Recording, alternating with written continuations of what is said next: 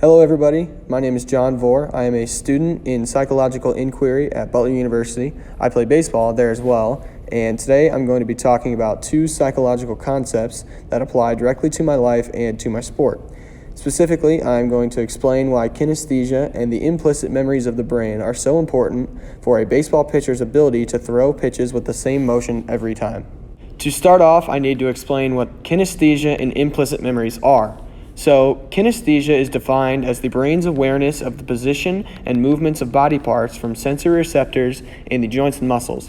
It is similar to proprioception, but deals a little more with motion in the parts of the body. In simpler terms, it's how you know that a part of your body is in motion without consciously thinking about its movement. On the other hand, the implicit memories of the brain are defined as an automatic memory system that can be applied and recalled without actively trying to think of the information. This includes procedural memory, so automatically remembering a process of how to do something without consciously thinking about it.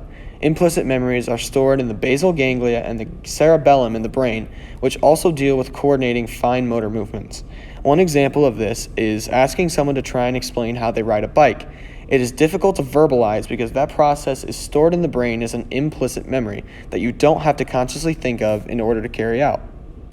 These two abilities of the brain can be combined together into what's known as muscle memory. Muscle memory is the ability to carry out a specific physical task accurately without consciously thinking about the process that goes into it, based on if you have completed that task many times in the past.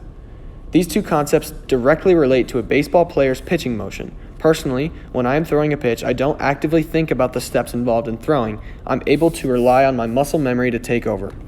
Here is a video of me throwing a pitch from an angle directly behind me. Once I start my motion by lifting up my leg, my implicit memories and the sense of kinesthesia take over to finish the pitch.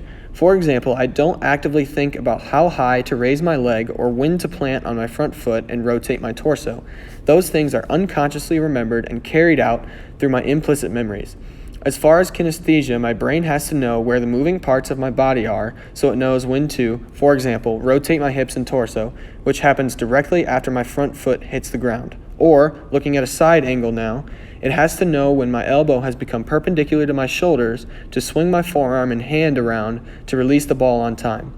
Each of these processes, which take place in hundreds of seconds, are automatically remembered and analyzed by the brain to make me perform a pitching motion the same way every time. Without implicit memories and kinesthesia, I would not be able to throw pitches with the accuracy or velocity needed. In conclusion, a pitching motion is a very complex series of events in which the player must have great timing and accuracy of precise movements in order to successfully carry out a pitch. The two mental processes of implicit memories and kinesthesia are vitally important to a pitcher's ability to throw the pitch with the same motion every time. Implicit memories are needed to unconsciously carry out the necessary steps for a pitching motion, and kinesthesia is needed to assess timing and position of the movements to guarantee a successful pitch.